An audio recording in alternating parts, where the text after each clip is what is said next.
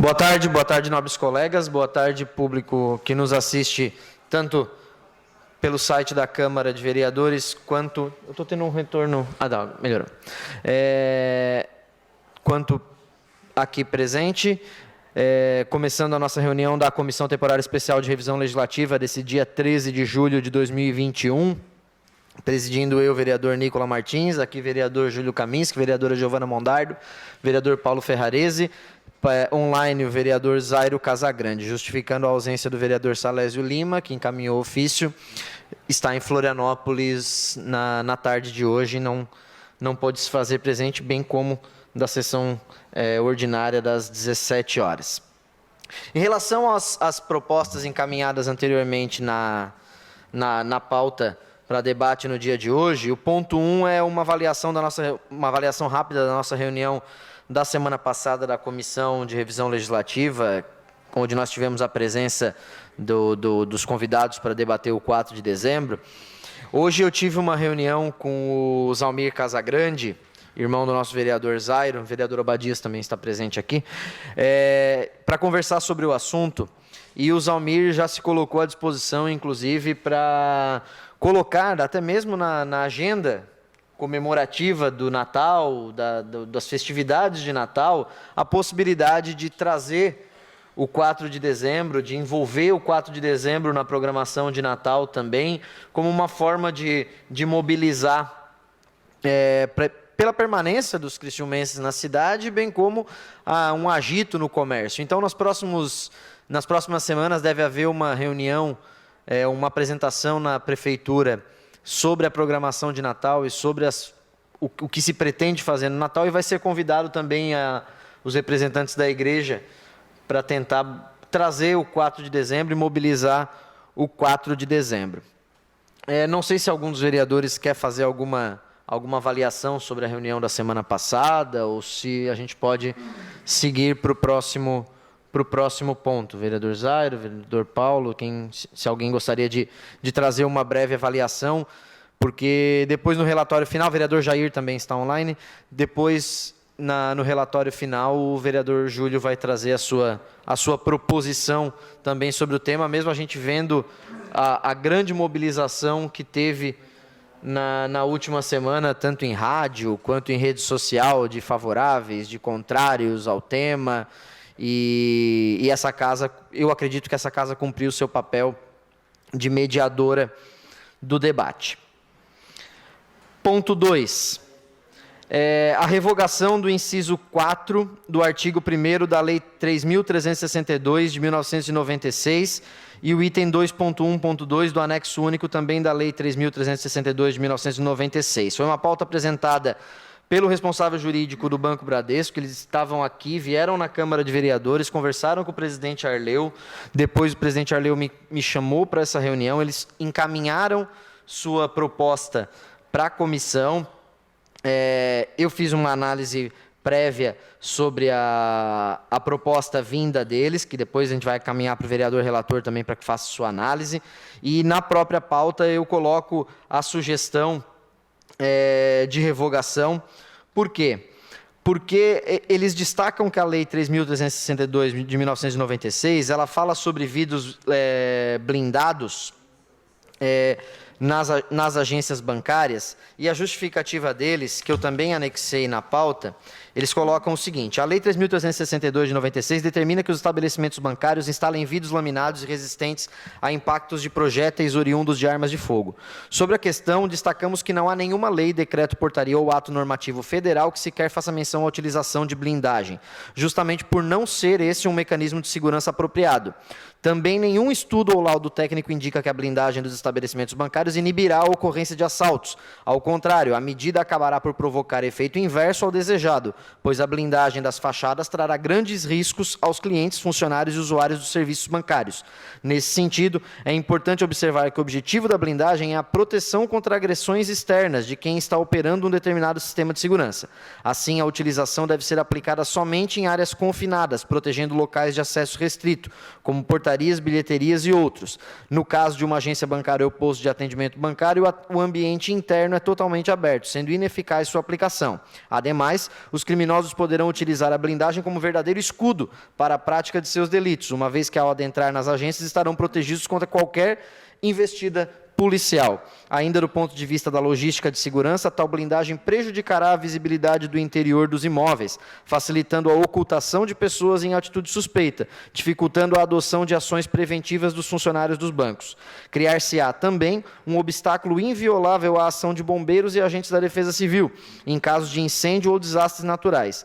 Em tal situação, os agentes especializados não poderão adentrar no local e, por outro lado, as pessoas que estão em seu interior enfrentarão dificuldades em deixá-lo, o que poderá ocasionar uma verdadeira tragédia. Mas não é só. Em caso de explosão, a pressão gerada pelo deslocamento de ar não encontrará local para escape, uma vez que os vidros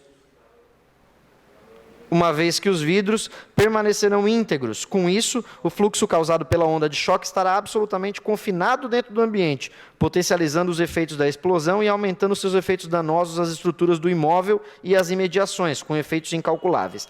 Prova disso são os procedimentos adotados pelos órgãos de segurança que, ao encontrarem explosivos em imóveis ou vias públicas, buscam removê-los daqueles locais, realizando a detonação dos artefatos em locais amplos, normalmente em regiões descampadas, e ele segue dando as suas justificativas para a proposta de revogação desse artigo em específico. E, fazendo uma conversa básica, inclusive o vereador Zairo e o vereador Kaminski, que atuaram em agências bancárias, podem atestar ou não o fato, é que é uma lei que, na prática, não é cumprida.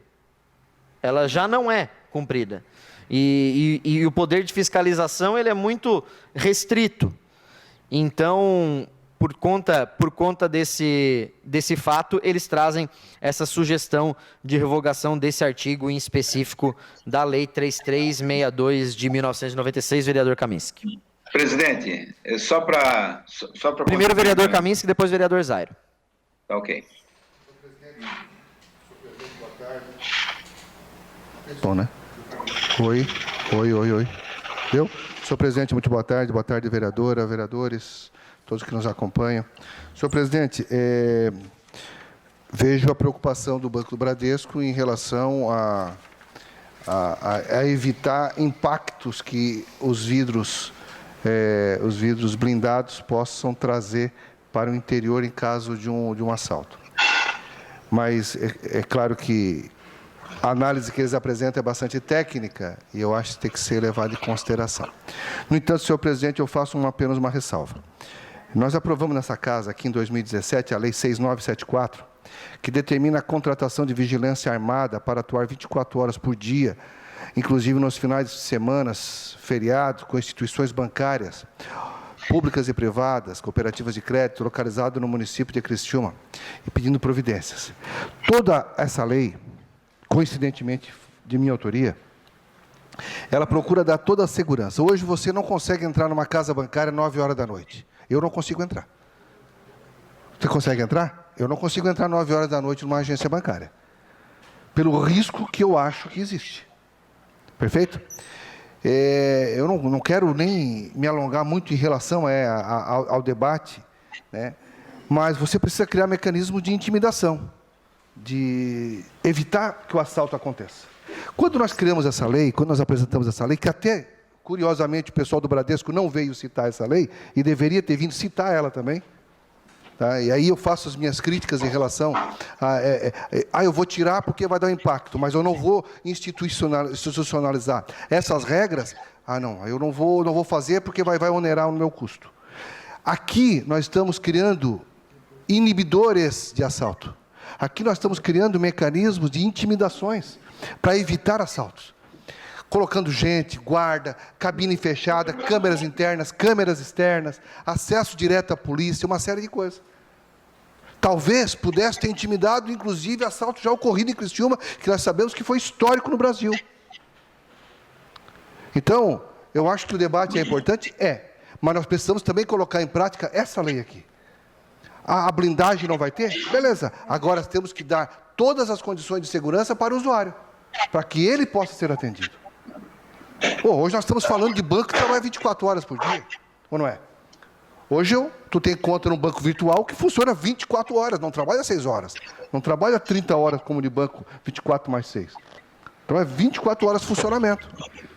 Tu consegue fazer aqui. Agora, se tem um autoatendimento, se tem o risco de uma pessoa ser assaltada, se tem o risco de uma pessoa ser acompanhada e tudo mais, nós precisamos ter lá dentro um ambiente que dê segurança para quem entra no banco. E essa lei aqui, que curiosamente não foi citada, ela existe. Está aqui, ó. Está em vigente desde setembro de 2017. Não é verdade? Então, vamos colocar em prática. É a lei 6974. Repito, coincidentemente de minha autoria. Que até o momento eu não vi nenhuma instituição bancária colocar em prática ou discutir essa questão. Era isso, senhor presidente. Vereador Zairo. Não, com esse novo assunto que o vereador Kaminski trouxe, dessa nova lei, eu acredito que pelo menos algumas instituições cumprem, viu? Tem vigilância armada 24 horas por dia. Não foi suficiente para barrar o ocorrido em Criciúma, mas algumas agências elas cumprem essa lei municipal. Quanto ao tópico em pauta, eu acredito que isso aqui é relativo à regulamentação do sistema financeiro, que é feita pelo Banco Central do Brasil. Cada unidade ela tem que ter um plano de segurança submetido à Polícia Federal, e o sistema financeiro é nacional. Então, a polícia que cuida desses assuntos é a Polícia Federal. Então, há uma legislação específica que exige que elas tenham um plano de segurança. E conhecimento que eu tenho, não existe essa obrigatoriedade com relação à blindagem, né? Eu acho que a argumentação trazida é muito pertinente e eu acho importante levar isso a termo. Ok? Obrigado, hein? Obrigado, vereador Zairo. Obrigado, vereador Zairo. Se mais algum vereador gostaria de fazer um destaque, vereador Miguel, vereador Manuel, que também já chegam ao plenário para a nossa reunião.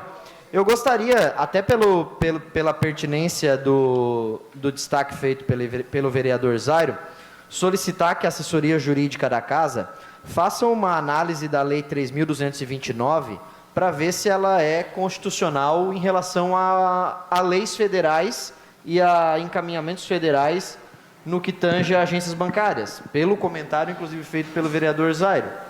Então, por conta dessa pertinência, eu deixo o debate de mérito sobre esse projeto para um segundo momento e solicito para que seja encaminhada para a assessoria jurídica da Casa fazer uma análise sobre legalidade e constitucionalidade da Lei 3.229. Porque se ela for inconstitucional, basta uma revogação, ela já é de revogação tácita, a gente apenas encaminha uma revogação formal. Posso dar esse caminhamento? Perfeito, obrigado. Ponto 3.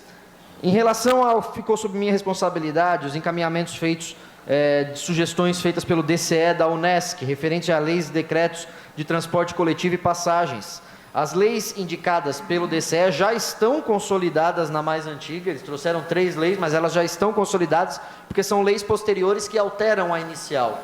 Então, elas já estão consolidadas numa só. E quanto aos decretos, eu trago como sugestão encaminhamento de indicação junto ao relatório final para que o Executivo faça a consolidação dos decretos 975 de 2004, 990 de 2015 e 1088 de 2018, bem como de outros que versem sobre o mesmo assunto em um único, visando a facilitação do acesso e entendimento por parte da população.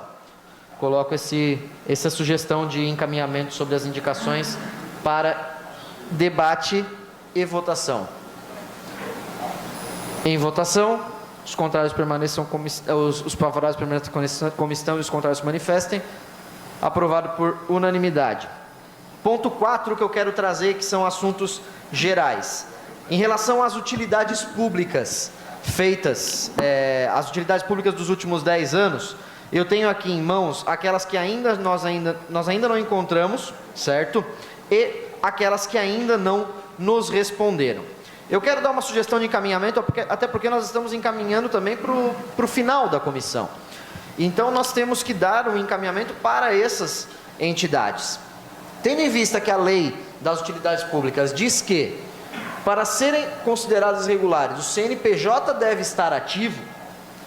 A minha sugestão de encaminhamento é a seguinte: a minha assessoria, bem como a assessoria da mesa, se encarrega de analisar, junto à Receita Federal, o CNPJ de todas essas entidades que ainda não responderam aos ofícios, bem como daquelas que não foram encontradas, para descobrir se estão ativas. Se estão ativas, vai se dar o encaminhamento para a comissão. Aquelas que estiverem junto ao CNPJ, junto à Receita Federal, inativas, nós vamos encaminhar para o setor de comunicação. Senhor presidente, o senhor está colocando alguma coisa aí para a gente ver? Perdão. Não estou, é que eu estava só com a folha aqui na frente da câmera, que estava com o senhor, vereador Jair. Aquelas que estão inativas junto à Receita Federal e que ainda não responderam o ofício feito pela Câmara de Vereadores, nós vamos dar publicidade junto ao setor de comunicação da casa, pedir para colocar como publicação oficial no jornal de grande circulação, nos sites de Criciúma, no site da Câmara de Vereadores. Vamos pedir espaço também em rádio para destacar para essas entidades que elas têm 15 dias para encaminharem sua certificação de regularidade sobre seus certificados de regularidade. Vereador Jair. Então, a minha pergunta, senhor presidente, primeiramente boa tarde a todos, é saber a quantidade de entidades que não responderam. É uma quantidade... Já posso inclusive nominá-las aqui na sessão, sem problema nenhum. Então, é porque se for um número pequeno, senhor presidente, a sua sugestão seria ideal. A própria assessoria da mesa poderia contactar com essas entidades hoje tem as redes sociais, enfim, até a própria Receita, né, para que se possa verificar se realmente elas se mantêm ativas, né, como utilidade pública. Foi entregue ofício para essas entidades, certo? Foi entregue ofício, nós temos protocolo de recebimento e ainda não encaminharam seus certificados de regularidade. Associação Beneficente Semeando Vida, o Centro Espírita Ogum Sete Espadas, Associação Civil Apoio às Famílias de Dependentes Químicos, Associação Criciumense de Artes Marciais, Associação Cultural de Artes Marciais Tim Bressan, Associação das Comunidades Haitianas da região da ANREC, Associação de Amigos do Distrito do Rio Maina, Associação de Karatê Guerreiros do Sul, Associação de Moradores do Vila Macarine, do Ana Maria, do Vida Nova, do Jardim Montevidéu, Associação de Mulheres Clube das Luluzinhas do bairro Próspera, Associação de Pais e Professores da Escola Rubens de Arruda Ramos, Associação de Pais e Professores do CEIM Gardina Minato, Associação Desportiva Pé na Bola Cabeça na Escola, Associação dos Haitianos de Criciúma, Associação Mônada, Associação Voz do Gueto, Casa da Infância, Associação Beneficente, Circolo Bergamasco de Rio Maina, Comunidade Evangélica Nova Jerusalém, Criciúma Basquete Clube, Federação de Airsoft de Santa Catarina, Federação de Boxe do Estado de Santa Catarina, Grupo Folclórico Ítalo Brasileiro, Igreja Evangélica Cristo Vive, Ministério da Graça de Cristo, Igreja Evangélica Pentecostal Jeová Jiré, Instituto dos Arquitetos do Brasil, Núcleo Criciúma, Mecatrônica e Automação MAGE Júnior, Ministério de Dependente Filhos do Rei de Criciúma, Moving Christ, ONG Anarquista contra o Racismo. Essas são as entidades que não responderam ao ofício. Então, a nossa ideia, a minha sugestão de encaminhamento é fazer a análise do CNPJ dessas entidades, fazer uma análise do CNPJ dessas entidades. Se o CNPJ estiver ativo, que é um pré-requisito para a utilidade pública, ok, está ativo. Se não estiver ativo, se estiver inativo, aí nós vamos fazer uma notícia de grande circulação para que essas entidades tenham 15 dias para encaminharem seus certificados de regularidade. Vereador Pastor Jair. Então, eu ouvi ali atentamente a leitura toda de várias entidades. Tem algumas entidades, por exemplo, do Montevidéu, que está em atividade. Talvez o endereço que foi enviado, de repente, não localizou o presidente ou alguém da diretoria lá, mas está em atividade, viu? Concordo com o senhor. Haitianos ali também, a associação, também estão em atividade.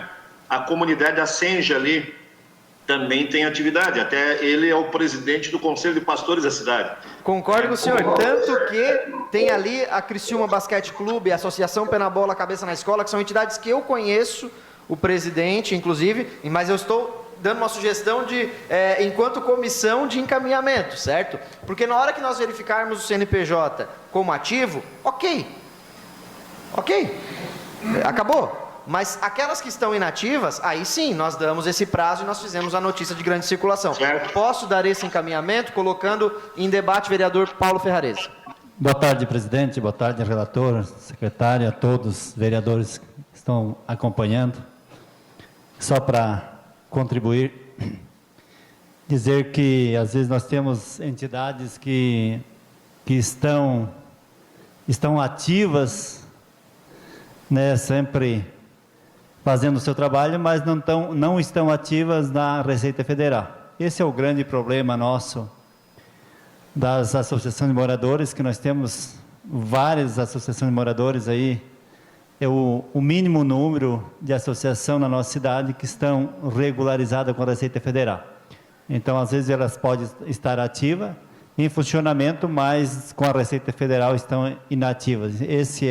Realmente, esse é o cuidado que tem que ter, e realmente consultar a Receita Federal para ver se essas entidades estão realmente em dia com a Receita Federal. Concluiu, vereador Paulo. Vereador Jair. Então, na mesma linha do Paulo ali, com relação à Receita Federal, você encontra em muitas entidades, presidentes, que não têm a informação que a gente tem, que tem que anualmente fazer a declaração, mesmo que não tenha receita, não tenha movimentação financeira, mas tem que fazer a declaração, até para estar em atividade. E a gente sabe hoje que a Receita Federal, nós estamos com uma dificuldade enorme, né? Principalmente porque ela está atendendo online. Então, eu acho que 15 dias, presidente, Nicolas, vereador, é pouco. Acho que teria que dar no mínimo 30 dias para essa entidade, que tem essa dificuldade até, porque é aquilo que eu falei para Vossa Excelência, não tem um conhecimento que a gente tem. A gente sabe disso. Jair, que tem uma entidade que trabalha, que faz, e muitas vezes não tem esse entendimento. Pegou o contador para abrir lá e por não ter finanças nessas entidades, a maioria não tem, é uma entidade realmente que não tem recurso financeiro, vive por doações. Eu acredito que poderíamos dar esse tempo de 30 dias para que essa entidade pudesse colocar e regulamentar certinho, regularizar a situação. Vereador Camisa. O vereador Jair, então, duas situações. Primeiro, o seguinte: nós podemos hoje consultar aqui a situação regular do CNPJ Barbada. Isso aqui, qualquer CNPJ, tu faz uma consulta agora, tu sabe se ele está ativo ou inativo. Em uma tarde, o Vitor e o Eduardo fazem isso. Nós matamos aí todos os CNPJ em meia hora, tá? Para saber se está ativo ou inativo. Primeiro ponto. Segundo, o meu assessor está aí também, o Vitor, que vai poder ajudar. Outra situação é o seguinte: nós temos que entregar o relatório até o final do mês de 15 dias antes, ou 10 dias antes do término da comissão para análise, que vai ocorrer no final do mês de agosto. Então, nós não temos tempo legal para dar 30 dias para uma regulamentação. Segundo ponto. As entidades vêm recebendo os ofícios já desde a mais ou menos, foi mês de maio. Então, vamos lá. Mas não era assim, senhor relator. Vereador, só um pouquinho, eu tinha que concluir. Tá, então, o que é que eu quero dizer com isso? Nós estamos conversando com o pessoal desde o mês de maio. Nós estamos verificando se o CNPJ está ativo ou não. Uma da condição da lei é o CNPJ estar ativo. Isso é uma questão de lei, não é nem de vontade. Ativo. Nós estamos dando 15 dias para a pessoa, a partir do conhecimento, dando circulação, levando informação. Todos os vereadores pegaram os nomes, tá? Nós estamos falando todos os nomes. Se algum vereador conhece a empresa, não conhece a empresa, se ela tem algum acesso, tem alguma informação, se todos nós nos ajudarmos, certamente nós exauriremos todas as questões no prazo de 15 dias a partir da publicação. 10 dias antes de nós finalizarmos o relatório para a análise da comissão. Senão, o nosso relatório não poderá ser finalizado nesse ponto. Não poderá, ficará em aberto. Então, ou nós concluímos o trabalho, ou ele vai ficar inócuo ao nosso trabalho. Eu vejo dessa forma. Obrigado, vereador. Questão de ordem, presidente. Senhor presidente, Vereador Jair, depois vereador Paulo. eu falo aqui até porque uma da igreja no qual eu pertenço, Igreja Quadrangular do Rio Maina, ele recebeu a carta lá, o ofício, recebeu pouco tempo. Até eu comuniquei o vereador Nicolas, né, que demorou chegar lá. Até porque boa parte dessas entidades, ela não funciona no horário comercial. Então, tem dificuldade nessa área. Então, viu, vereador Kaminski? Eu sei que a Receita, o teu CNPJ de qualquer empresa, você entra no site, você verifica na hora. Eu tô colocando situações dessas entidades que eu sei que está funcionando, tipo a Associação do Montevidéu lá, tem a presidente lá, tem a associação, mas não está aberta, não funciona lá. Se chegar alguém para entregar qualquer coisa lá, vai encontrar a porta fechada. É nesse sentido que eu estou colocando, viu, No presidente? entanto, vereador Jair, se estiver o CNPJ dela ativo nessa pesquisa que nós vamos fazer, ok, não tem problema nenhum. Se estiver inativo, aí nós vamos fazer a notícia de grande circulação para que em 15 dias ela declare que está ativa, que são pontos, e aí existe essa situação de regularidade e atividade, né, que o vereador Paulo traz. No entanto, é um critério objetivo da lei estar ativo o seu CNPJ. A gente compreende, o vereador Edvânio trouxe muito, enquanto estava no seu período de atividade aqui, trouxe muito essa situação envolvendo as associações de moradores que não estão regulares perante a Receita e que ele, enquanto contador da UABC, está trabalhando nessa regularização dessas entidades. A gente entende, a gente vai ter essa sensibilidade, acredito que o vereador relator vai ter essa sensibilidade, mas nós precisamos dar um encaminhamento porque a comissão segue para os seus finalmente, vamos dizer assim. Vereador Paulo. Só para contribuir, presidente, eu saí da sessão aqui, da reunião, e liguei para a Zilma, que hoje é presidente do bairro Montevidéu, e ela já tem um comunicado da contabilidade, que ela fez a declaração. Então, essa semana ela encaminha para essa casa, para essa comissão, um parecer que a entidade está em situação legal. Obrigado. Perfeito, vereador Paulo. Então, já vou até destacar aqui a Mojan, Associação de Moradores do Jardim Montevidéu, ficamos no aguardo, então, desse recebimento. E eu, inclusive, faço a meia-culpa em relação àquelas entidades que, inclusive, eu já fiz o contato e elas ainda não encaminharam também, tal qual a professora Bina da Pé na Bola Cabeça na Escola, ou o Adair Redivo da Criciúma Basquete Clube. Então, essa sugestão de encaminhamento, nós fazemos a análise dos CNPJs e daquelas que não estiverem ativas, nós vamos, enquanto setor de comunicação da casa, fazer uma notícia de grande circulação solicitando que em 15 dias elas encaminhem seus documentos de atividade. Em votação esse encaminhamento? Ok. Vereador relator, algum destaque? Não, senhor presidente, era só isso. Algum vereador gostaria de algum destaque? Sendo assim, declaro encerrada a nossa reunião de hoje da Comissão Temporária Especial de Revisão Legislativa, convocando a próxima, próximo dia 20, terça-feira, às 15 horas. Obrigado, boa tarde.